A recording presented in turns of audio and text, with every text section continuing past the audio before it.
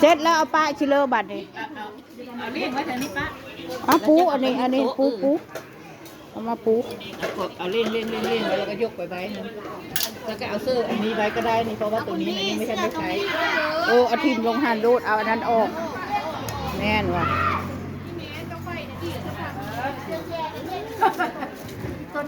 นี่มีถ้วยมีชามอยู่นี่มีถ้วยมีของมันอยู่นะย้อยนี้เขาว่าเฮียไปลูกหมาคนเลยเอาว่าเสื้อก็เสื้อแบบนี้เสื้อห่าวเสื้อละสุดชีนเพลินชีนแห้งบ่ได้ไหมว่าเหมือนกันเอ๊ะทำไมบอกต้นนั้นเอ๊ะที่มันหน้ากำนะพัดโอ้ยหนูเป็นหัวละเบาอันโผล่มาแล้วอันหัวละเบาอันเข้าด้วยสิงั้นคุณนะนี่เอ๊ะอีเด้อนี่เอ๊ะพอจะแพงไม่เห็นมันคิดถึงมันตื่นเลยยายก็เอาแบบนี้เลยแล้วเดี๋ยวนี้มันกินแล้วเมื่อกี้นี่เห็นไปหนาวน้ำ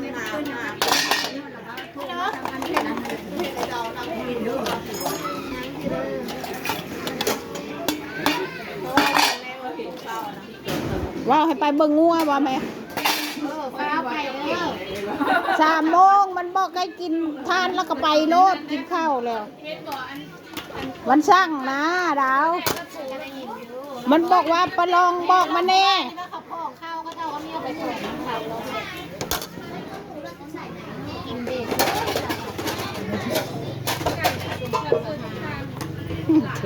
จงเพื่อนละค่ะมันว่าตากข้าวก็ตากผู้เดียวเฮ้ยมันว่า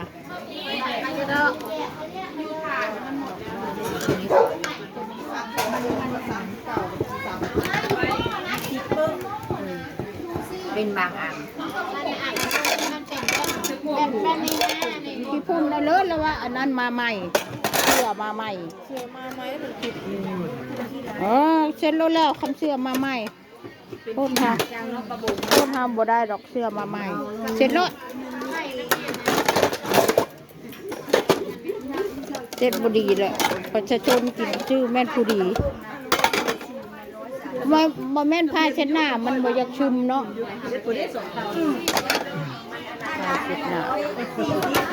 ขึ้นมามันเลยกินเลย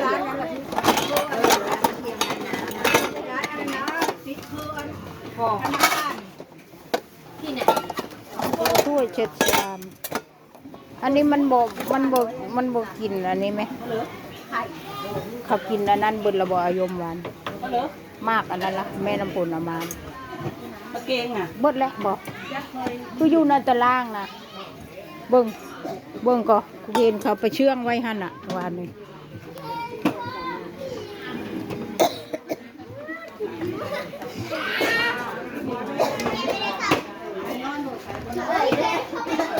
ไปใส่อันนี้เขาทำอะไรดอกพึ่งบอกแม่น้ำพลมากอันนั้นเจ้านะแซ่บมาคนที่กินนัวเดียวแล้วจะข้าวไปเชื่องใส่บัดนี้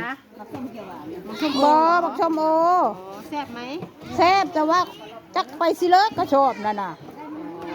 ไปกินนัวเดียวแหละจักไปซิเลอหวานแล้วไม่เสียเลยแซ่บเนาะเสียพันไหมมีทั้งสีแดงแล้วเงินเจ้านะบอกบ้านโพเขาขายอยู่บ้านโพบอกแต่มะนาวมากินไหมเพื่อมาซอยเขาเห็นตามเพลดีโบราณนะคะดอกพึ่งเป็นดอกพึ่งดอกพึ่งนะคะเป็นแบบนี้เด้อคุณปัญญาชาวบ้านคุณปัญญาชาวบ้านบ่ต้องไปชื่อบ่ชื่อจะพึ่งบ่โอ้บ่คอยถ่ายคลิปนี่สีสวยมากเลยนะนี่เจ้าละพาชิโลกับเปี้ยนลูกทำคอยสิไปเช็ดถ้วยอยู่โอเคไปเลยนั่งแม่เขาใช้คลิปเอานี่เด็กน้อยนะมาเฮ็ดเอาเด็กน้อยนะเฮ็ดแม่แม่นผู้ใดสิบวชให้ย่าเนาะบัดนี้เด็กน้อยมันนี่ก็บวชได้นี่แม่ชีนี่นั่นแหละสอนเด็กน้อยหาเห็นแน่บัดลุ้นแห้วลุ้นนี้เลยแล้วมันจุดเพลินไหน สอนให้เด็กน้อยเฮ็ดเอา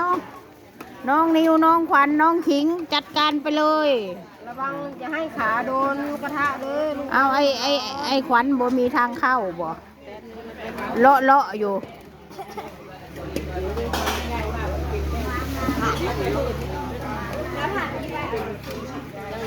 เลาะอยู่เอ้ยแน่น้องนิว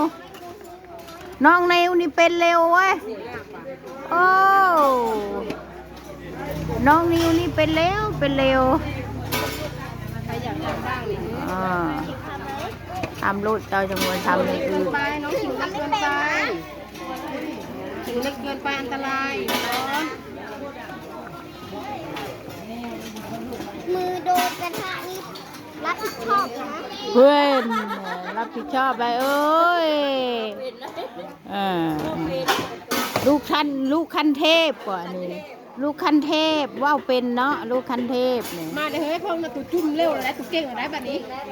เอาน้ำมาไว้เด็กๆเอาน้ำมาใส่อีกไหมวันเอาน้ำมาไว้น้ำใส่ไปโอเค อันนี้คนเห็ดขูดเพิ่งเลยค่ะนี่คนนี้ขูดเพิ่งค่ะ เอาแก้มไปไหนอ่ะ นี่ละถึกแล้วน้องนิวเก่งกว่าเพื่อนน้องนิวน้องขิงน้องขวัญน้องนิวนี่เก่งค่ะลูกคันเทพเฮ้ยอันนี้อันนี้เก่งไหมเนี่ยฮะ คนเลย เก่งไหมอันนั้นน่ะ งงไงพ่อแม่ก็เก่งแล้ว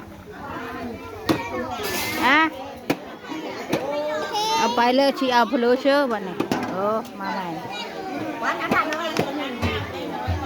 ไม่ใช่อาหารหนักเอาไว้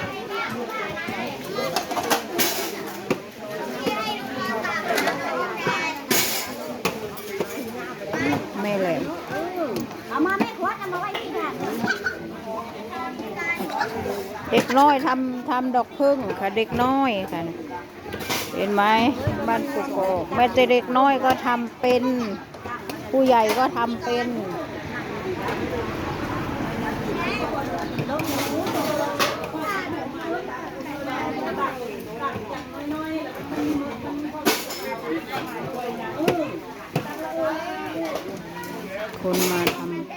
คนมางานศพได้แล้วบอก มาถ่ายป้า ได้แล้ว ป้ามา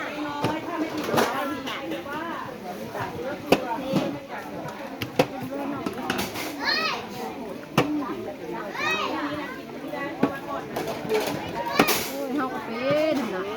ทำเคยเขาก็ยังเป็นเลยนะมันลืมเจ็บเหนียวเฮาลืมเจ็บเหนียวเฮาแล้วน้ำได้